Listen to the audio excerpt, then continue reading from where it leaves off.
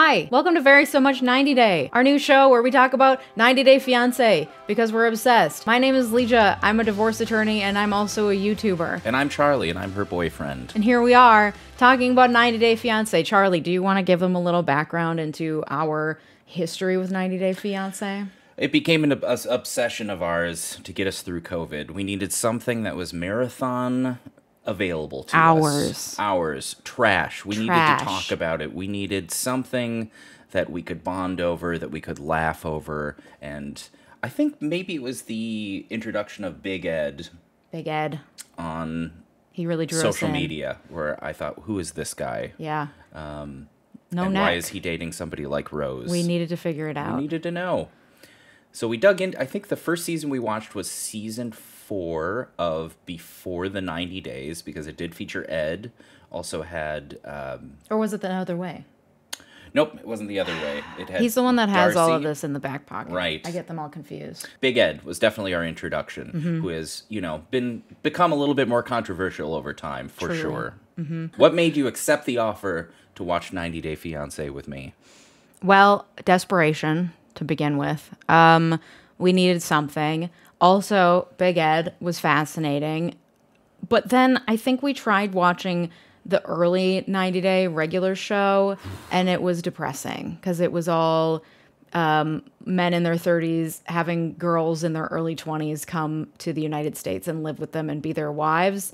So we had to start a little softer with the before the 90 days, because that created a different power dynamic, because it was like Big Ed making an ass out of himself in the Philippines, which was more fun to watch, and the power dynamic was less creepy, though still a little creepy. Yeah, somehow it still works, even though technically it's probably the same cast, right? I mean, it's featuring the continuing stories of people that were originally featured, outside of The Other Way, which I think is original castings that were not featured on season 1 through 9 of the original series. But I agree. I mean, especially that first couple that we saw on the first episode of the first season. I mean, not to be rude, but the girl looked like she was maybe 14. Yeah, it was I know too she was of creepy. age. That's not, I'm not accusing anybody of anything illegal, but it was Still just a creepy. vibe. We It weren't was into a the vibe. Yeah.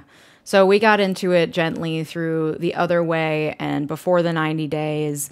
Anyway, we're getting into the weeds. All that to say, over the last 2.5 years, we have spent innumerable, truly uncountable hours watching 90 Day Fiancé. And it's a really fun examination of relationships and human trauma and how it manifests itself in relationships. And so it's fun to talk about. Not that either of us are trauma experts, but so we decided that we're going to start a show because we're consuming all this content anyway. We might as well talk about it, and maybe you'll be interested to listen. So that's where we're at. The name of this show is Very So Much 90 Day. So we are starting the journey of this podcast, video podcast, Very So Much 90 Day, with Happily Ever After, ? Which just launched this past Sunday. So here we are to discuss, and it is featuring some very iconic 90 Day Fiancé characters coming back to our screens, and can't wait for the drama to unfold. So we're going to go week by week, breaking down what we watched and what we think of it, and you're welcome to join us as we do some maybe heavy shit talking. So don't come here expecting us to be nice. We're here to be real. We're not trying to be offensive to No. any specific groups, but we are here to shit talk. So if that's Individuals. not for you, Yes. then please move on. This ain't for you. Like I said at the beginning, I am a divorce attorney, but we're not going to be talking heavily about the law here. But when it comes up, we might take a little 60-second break to give you a little legal breakdown. And otherwise, we'll be talking about gossip, too, from other contestants. Contestants? Would we call them that? No. Participants. Yeah, that's right. In other Angels. seasons. Angels. In other seasons. There's always hot goss going on, so we'll probably cover some of that, too. And hopefully we'll have some fun in the process. And we will be passing fairly surface-level judgments on whether or not we think that these couples should stay together, whose fault it is that the relationships are failing, and we encourage you to put your input into the comments as well. That's right. All right, episode 1, Happily Ever After. ? Happily Ever After? So why don't we go through the couples that have been introduced here in episode 1 of Happily Ever After. We've met them before, but let's get a little background information, starting with Sumit and Jenny. Featured originally on The Other Way. I think season 1 of The Other Way, they go back far enough. Huge age gap. Yeah, Jenny's 63 and Sumit is 33. And joyfully having fond memories of their catfishing days. Yeah, he catfished her, lest we forget. He sent her, let me see if I can find the picture that he sent her. We'll pop it up here. He sent her a picture, and it wasn't him, and then he admitted it, and then she still went with it. And that was like 14 years ago.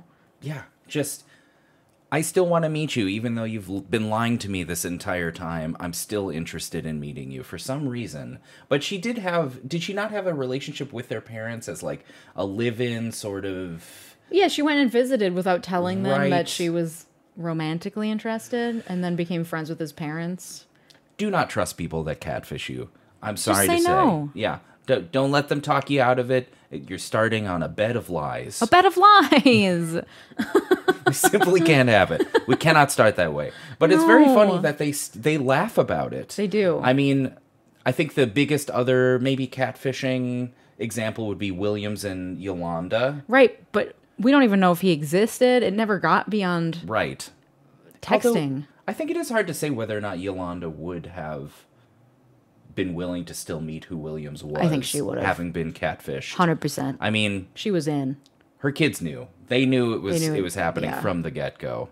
the minute it happened. But I am a little bit bothered at how lightly they take that, and it makes me kind of sad for Jenny that she's committed to Sumit in that way. But I actually don't think Sumit has turned out to be that bad of a guy. Might be a controversial opinion.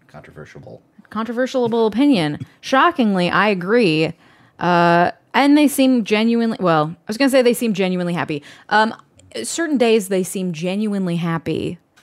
And they seem to genuinely enjoy each other, which is rare, I feel, on this show. Certainly. I mean, I'm happy to have moved past a full 2 seasons of when are we getting married? Why aren't we getting married now? Are we going to get married tomorrow? Why do your parents not want us to get married? Lest we forget that during that entire time, Sumit actually got married on the side. Oh, right, that. Yeah. Bed of lies. Bed of lies. Wow. And yet, why are we endeared to him?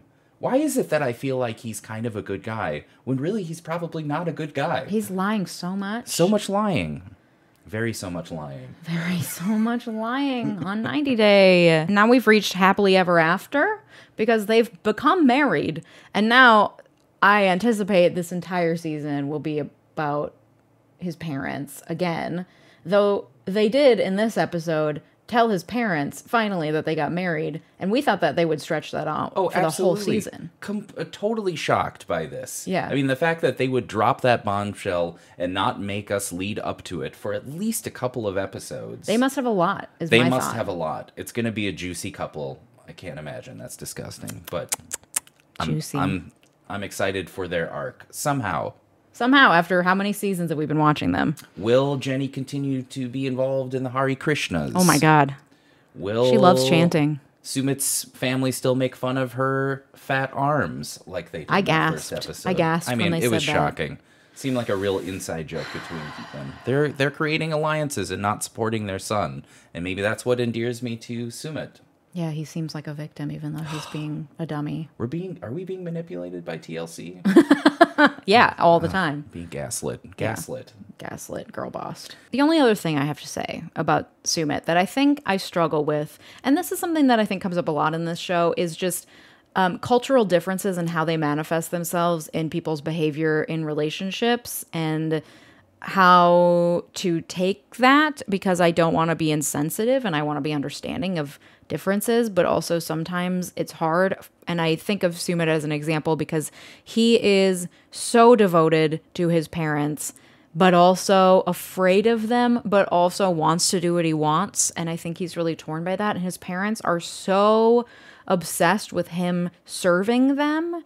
And I personally, as an American who is childless, have a hard time with people who have children with the end goal of their children being of service to them in some way, you know, like I'm having kids so that I don't end up alone and have someone to wipe my butt when I'm old is like not a great reason to have kids. And I feel like they're putting a lot of pressure on him to be something because they had him with that expectation in the end. But at the same time, I don't know culturally what it's like there. And so I don't really want to pass judgment, but I struggle with it. I struggle. Yeah. You're absolutely right. I had completely forgotten about that conversation they had maybe in the second season about how Jenny is going to be older and closer to his parents' age, and the fact that they would need to be competing with Sumit's resources, his time, potentially his love. And you're absolutely right. And it could very well be a cultural thing. But also, he has a brother. With a wife and a child. Yeah. And, you know, there's availability there. And I can't imagine, considering how much effort Sumit is putting into keeping this relationship intact, that he would just dump them once they got older. Right. I think he would absolutely be committed to helping them out. Yeah. It's hard. Give me a chance. These are hard conversations we have here on Very So Much 90 Day. You're absolutely right. Moving on. So the next couple that they introduced for us on this first episode of Happily Ever After is Bilal and 𝗖𝗍𝗍. I needed a 1-season break Just a from break. this couple. If you aren't on top of it, they were on the very last season that just wrapped up filming of Before the 90 Days and just got married 7 weeks prior to this first episode being filmed. And, well, what do you think about Bilal and 𝗖𝗍𝗍? I was definitely struck at the last episode of the Tell-All when Bilal was clearly defeated by people calling him out for all sorts of things, because he's clearly a man that maybe through a trauma vehicle considers himself a very stable fatherly figure who's very obsessed with like being financially secure, being often fairly emotionless, I would say. Yeah. Calculating. Never vulnerable. No, God. So to have him, I think, called out so many times in pretty passive-aggressive ways, I would say, really rocked him, I think. So, however, because this new season and that tell-all are so close together, I don't know whether or not we're actually going to see any sort of product of self-reflection, whether these two seasons were sort of filming at the same time.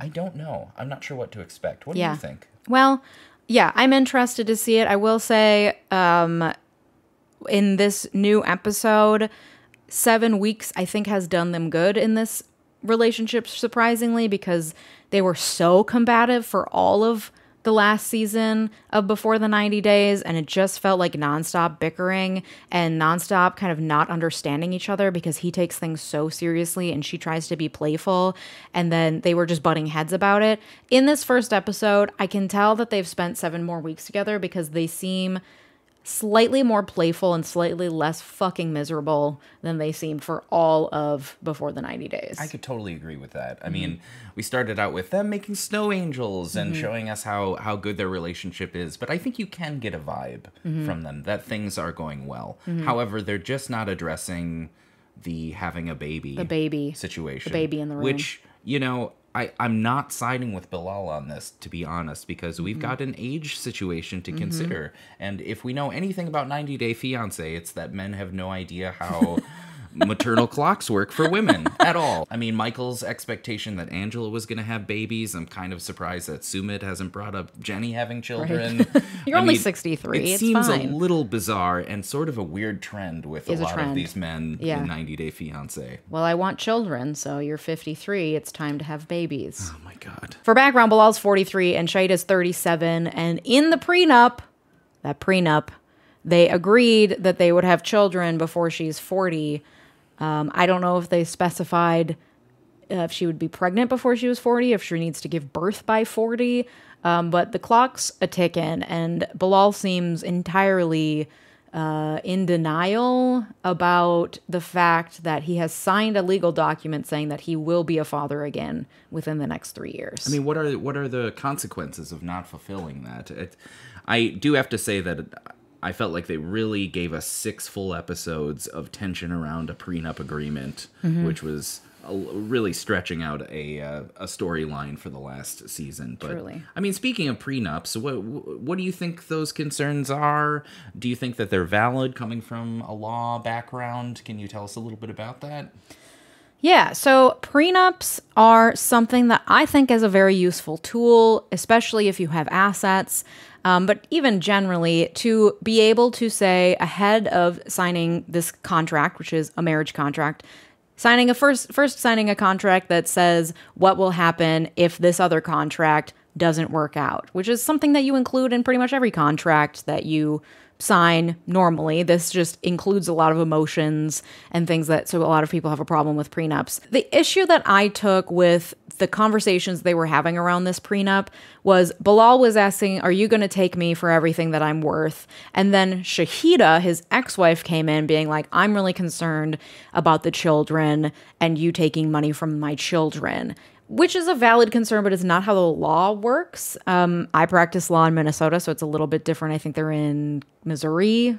Yeah, Kansas City. And I don't know Missouri law, but generally speaking, with a divorce, you don't get to take the other side for all that they're worth. What's useful for a prenup that I assume Bilal, his lawyers, included here is when there is property that was obtained prior to the marriage and maintaining that as his property and not putting it in the marital property, because once you get married, anything that you earn after that marriage becomes part of marital property that then upon a divorce is going to be divided equitably. However, you can put a provision in the prenup that says anything that I owned before we got married will stay mine, because if things start intermingling, she's living in the house with him, maybe she starts getting access to some of his bank accounts, some of his other assets, things can start getting a little muddy. So him putting a provision in the prenup, I assume that says like everything I had before this marriage will remain mine and not marital, totally makes sense. But like she wouldn't be able, even if they didn't have that prenup, she wouldn't be able to come in, marry him for a couple years, and then take half of his assets at that point. That's just not realistic. That's not what the law says. The law requires an equitable distribution. And as to Shahida's concerns about the children, prenups, you can't sign away the rights of your children in a prenup. You can't sign away requirements for child support, for example. You can't sign away the rights that the children have to whatever assets. So I think it was a misplaced concern, though an understandable one. Doesn't really make sense with how prenups work. But I think prenups, generally speaking, are a good idea because I think it's an important conversation to have with your potential partner about, finances generally. And if you can't talk about that stuff, that's kind of a red flag for me. But I do understand that so many people see it as like being accused of being a gold digger, especially because there's often a gender power dynamic involved that can complicate things. But I will say it was really drawn out this last season. Just the constant overinflation of what a prenup really means. Right. And this sort of, I think it becomes this sort of like, oh, well, why are we even creating something that could live in a world where we would not be together? Right. I mean, how can we possibly even entertain that idea? Whereas, yeah, no one gets divorced ever. It's definitely not realistic to think about that. I kind of see it as like just a safeguard, and if you really feel confident in your relationship, it'll never be used. Right. So what's the big deal? Mm-hmm. I mean, it's really, people really take it so personally, but I think... But also, statistically speaking, it will be used, so I think it's a smart thing to have. Right. However, yeah. Yeah. Fair. So, well, thank you so much for sharing that. That's of course insightful for me. I did not know all of that. The law. You got to know what to do with those Kansas City Chiefs tickets. If they buy a season pass, who gets them? If they get divorced, they got to split it. It also was not tactful the way that it was asked, either by Bilal or his ex-wife, because you can't go into a conversation and say, I'm just wondering if you're here to take my ex-husband for all he's worth. As if she's going to say, yes, gosh, you've uncovered this. That's right. Thanks for asking. I'm ready to unload this secret of mine now. Next on the docket, Kim and 𝗜𝗏. 𝗜𝗏 we've seen before with baby girl Lisa. Soulja Boy. Fancy music videos, the high life. I have many, many questions about 𝗜𝗏, probably almost more so than a lot of other cast members, I would say. I do not, even after 2 seasons with Usman, understand what his motivations are at all. Completely confused. Yeah. Is he just into older white women? Is he trying to advance his career? Which, frankly, I think it's working, at least to a certain extent. Is it just a genuine interest that he has in these types of ladies? I don't get any, like, emoting from him, so it's really hard to read him. So Usman's 33. Kim is 51. She's from San Diego. Usman's from Nigeria. Kim also hard to read in terms of where she came from before this, that she is acting this way as a 51-year-old, kind of fangirling and being made by him to feel like she is lucky that he's even speaking to her. Even though they call it before the 90 days, they're still filming people that, like, aren't even engaged, or even in Kim and Usman's case, a boyfriend, girlfriend. She was just his potential girlfriend at this point. And they're on after the 90 days right now. Now they're on happily ever right? after, which they have not gotten married. That makes no sense. I don't understand their placement within this series. I also don't understand their relationship. It makes me kind of sad. I really like her son. He seems to be the only voice of reason in that whole storyline. He absolutely does seem like a very, like, he's got it together. I don't know him personally, but not yet. And then Kim's friends also give quite a bit of pushback as well. In this episode. Yep, which you and I think, had some disagreements about. I think that you felt like they were justified, whereas I felt like they should blindly support her. Because that's what friends do. That's what friends do. Yeah, I think it's just because I identify as a friend who tells it like it is. Within reason, I have a filter. You don't have to say everything you're thinking and be judgmental at all times, but I feel like with this specifically, I mean, she seems to be going into this just with such wide-eyed naivete for a 51-year-old that just makes me question things, and I feel like someone needs to at least make her pause and think about it. Otherwise, I don't know what she's thinking, frankly. Honestly, their whole storyline, baffled. Yeah, I think this is, I don't know if we would call it a Bubba alert, but something that we've discussed where some of these women of this age seem like they would, Angela, I think of, who we feel like would be perfectly matched with a, like, nice, down-to-earth car mechanic from Detroit, Michigan. Yeah. Named Bubba. Yeah. So we always say this person needs a Bubba. This needs a Bubba. All right, so Kim and Usman, a mystery. Then we have Libby and Andre. The power couple. I mean, they've really come out as... I saw an article about Libby really being considered an Instagram influencer. She's working with a lot of big brands at this point, pushing things for you to purchase. Also, we learned that she has a budding singing career. Yeah, this episode, all of a sudden, Libby, she wants to be a singer. Which, listen, I'm pretty sure I checked. She has, like... Doesn't she have, like, 800,000 Instagram subscribers? She's so, really doing it. Like... Now's the time. So what are your feelings on Andre after all of this time that we spent with him? Wow. Yeah, we've seen a lot of sides of Andre. We've seen a lot of anger from Andre, which gives me pause. He has spoken to Libby in ways that I find to be very hard to get over. And I don't think that he has done anything to help the toxic masculinity of every scenario that ever happens in this couple's lives, but he does seem to be dedicated to at least providing for his family, which is more than I can say about some of the people on this show. Overall, though, I certainly would not like to be wed to Andre. Sometimes I get the impression, subtly, that Libby kind of likes his machismo. That 100%. She's kind of into it. 100%. I think she grew up with it. I mean, I don't get that from her dad, but her brother certainly, so it had to have come from somewhere. That's true, yeah. It certainly runs... And even her sisters are fairly, like, hot-tongued, if you will. Yeah, I think maybe... And is she the baby? I think she's the baby of the family, and usually, as the baby myself, professional baby, babies tend to kind of comport with whatever the family has already shown them, and that it's a very comfortable place to be, to kind of fall into the baby position. So if she's used to watching all of her family members be misogynistic assholes, it totally makes sense that she would both end up with a misogynistic asshole, but also be like a little turned on by a misogynistic asshole. So, But are you talking about me, since you're the baby? No, I'm talking about her situation. I was raised by strong women. That's right. Only. I also think that Andre should ask her dad for money, because I think that Libby is not trying to flip houses, and he would give that money to any of his kids to help start a business. Why not give that money to Libby's family? Andre has proved himself interested in working hard. He's trying to learn the business. He's not personable.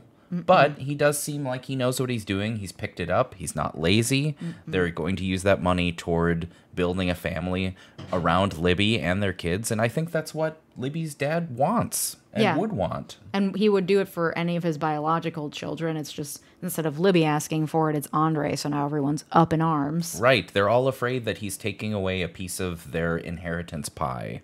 Without realizing, like, he's literally legally bound to their sister. So I definitely hesitantly say Team Andre. Ooh. I know. But I feel like Libby and Andre are connected. I don't feel like you have to pick a side between the two of them. I agree. I think of all the couples we've seen on this show, they seem to be solidly committed to one another and to raising their family. Would I be friends with them or go get a drink with them? Probably not. But yeah, I think you have a fair point. Yeah, I agree. They're not our people, but we wish them all the best. Now we've got aquatic mechanic robotics man Jovi with Ukrainian fantastic super mom incredible person Yara. I see your bias. Boy, I really did kind of lean on with that. What are your feelings about them? Well, first of all, I like to refer to Jovi as John Bon Jovi, and we do wonder whether that's what he was named 100%. after. His mom definitely gives off those vibes. Jovi, comma, John Bon. There's no like famous writers from the 1700s named Jovi that he'd be named after. No, I suppose that's a good gotta point. be John Bon. Yeah. Anyway, wow. If I could make a list of people I've hated most that we've seen in this show, John Bon Jovi would be on it. He is, as I believe you said while we were watching this last episode, a walking red flag. Absolute trash. You're getting old. Oh my gosh, no. No concept of what it means to have a family, be responsible for anyone besides himself. You think this is fair? You can just go out and do what you want and I get stuck at home with the baby all the time. Very rude to Yara. In this episode, we learn while she's out with her friends that he told her that her boobs look bad, and she just gave birth to his child. He's a piece of shit, and he's out at the strip clubs, and then she agrees to go with him to the strip club, and then they're there for a while, and then she's like, you know what? I take it back. I'm uncomfortable. And he said, no, we have to stay, and whines, and then blows a kiss to the stripper, and then Yara slaps him, and I don't condone violence, but I understand where she's coming from in that moment. This is from the last season they were on. And now it's just a continuation of this absolute man-child behavior. I am mad. I'm up in arms. Rightfully so. I am feeling for Yara. I talked about this when we were watching it. Now we're at the point, not only was Yara, hold on, I gotta adjust myself, I'm mad. Not only was Yara already feeling trapped because she's in a foreign country and then got pregnant, which takes two to tango. Sure, I'll give you that. She's the one that has to carry it and now apparently care for it because he's a man-child. She was already trapped, but now it's not like she can take the baby and go back to Ukraine. Truly. There's nothing that she can do. This is it. She is stuck here. And I'm so happy for her that she's found some friends, and so sad for her that he is absolutely incapable of supporting any aspect of her life or her happiness or their family. Putting like a time limit on how long she could be out with her friends, complaining the entire time that she's getting ready to hang out with her friends.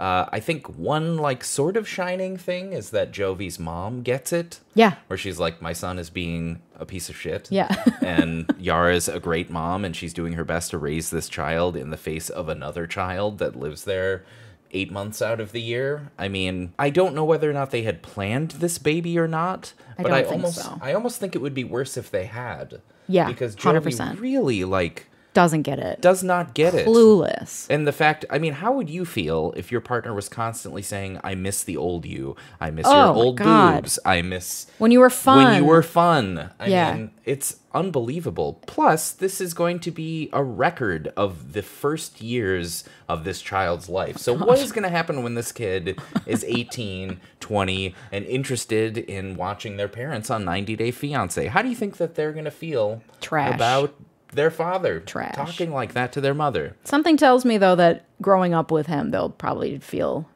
that he's trash anyway. I bet it evolves into brand new problematic it's only fatherhood things. Gonna get worse. Yeah. I don't see a redemption arc for this guy. Why do I have to go to their baseball game? I want to go out with my friends. They always demand all my time. Yeah. I just hope that his mom, who seems healthy, has enough time to continually back up Yara. Yeah, because she's going to need it. She has nobody. Nobody. And even the ones that she does, her friends, are very limited by Jovi. Yeah. So I wonder if it's more fun when he is off into the sea. Right. He's off doing his robots in the sea. I feel like I would be relieved if my partner was like that and they were gone. Yeah, and she seems to have a hard time, obviously, because then she becomes a single parent. But even so, yeah, I think it would be easier to be a single parent than to be dealing with a child and then an adult child on top of it at the same time. And I hope to God she's got an extra strength IUD implanted in there now. Because oh my God, can you imagine? Maybe we'll find out come the tell-all. I'm anticipating Libby dropping her first single at the tell-all. The last season we got pregnancies, so... We got 2 pregnancies. God forbid. Oh, God. I would say, 85% of the contestants on 90 Day Fiance, I would prefer to see not have children. But yeah, they seem miserable. I don't think adding children to the mix is the right call. But I recognize that that's me judging other people's lives. Right. People get to do whatever they want with their bodies. And we're going to sit here and judge them for it, but we're not going to take their rights away. That's true. So this episode definitely was not without bombshells, especially at the end. We got that incredibly charged conversation between Libby and her sisters, as well as her mom. How did you feel about that? I was impressed to see those girls setting boundaries for the first time, I think maybe ever, that we've seen on this show. I hope they stick with them. Because I mean, based on an outsider's point of view, it seems as though Charlie, not this Charlie, their brother Charlie, does have a problem based on the ending of the last season they were in, where he came in absolutely guns fucking ablazing, ready to fight, looking very red-faced, and he got shit-faced at their wedding, I'm just remembering now, in Moldova. He clearly has a problem, and there's a lot of toxic masculinity, and so it was kind of nice to see just the women getting together and talking to kind of keep that energy out, and to see that they are setting boundaries around not spending time with Charlie until he acknowledges he has a problem and gets some help. And it was sad to see the mom not acknowledge it, but also very telling to see the mom absolutely reject and push back on the boundaries they were setting. That indicates to me the environment that they were raised in and why some of this has probably come to a head now that they're in their 30s and 40s. So I'm interested to see how that plays out. Yeah, I definitely got the vibe that all of them have spent time in therapy, which we all need. I hope. Yeah, I totally agree. And I would hope that... I sort of got the feeling that Charlie had pulled their mom aside and said, I really want to repair this relationship. I don't know whether or not Charlie said, I'm unwilling to go to treatment. I'm guessing that's the case, but I don't know for a fact.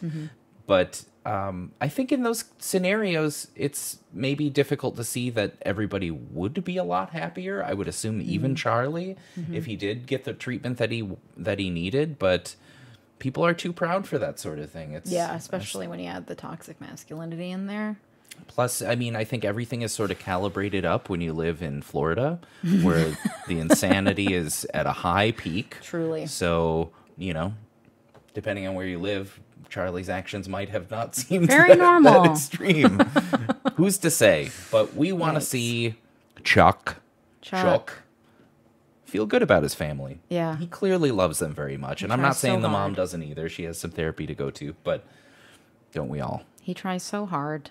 He deserves a happy family. And speaking of a happy family, the final bombshell in this episode was Sumit finally telling his parents that they were married and his mom just absolutely losing it. But we did not see the resolution of that conversation. That's true. We could get 3 episodes of that. That's possible. Yeah, God, you're right. But you know, they are right. I mean, they do cut in that footage of her sitting with Jenny in the park and saying, I love you, I support you, I'm not going to support you getting married, I'm not going to stop you from getting married, but we love you, and it seemed like progress to me. Absolutely. All right, bad news, folks. His microphone died, so we're on to one mic to wrap this up. So what I was saying was that there was a moment in the park between Sumit's mom and Jenny where they were sitting on a blanket, and she said, I love you, I support you, I welcome you to the family, but I will not support your marriage, and I will not stop it. I will not stand in the way. So I thought we had really made progress. And it's as if that, I mean, they literally are just denying that that conversation happened at all. Yeah. Unfortunately for them, it is filmed, but I don't know why Sumit didn't just roll the footage at that point. So a bombshell, a conversation that hasn't wrapped up yet, so we'll see what happens next week in the next episode. We're as excited as anyone can be to see where these stories go. That's right. Well, that's our initial reaction to episode 1 of Happily Ever After.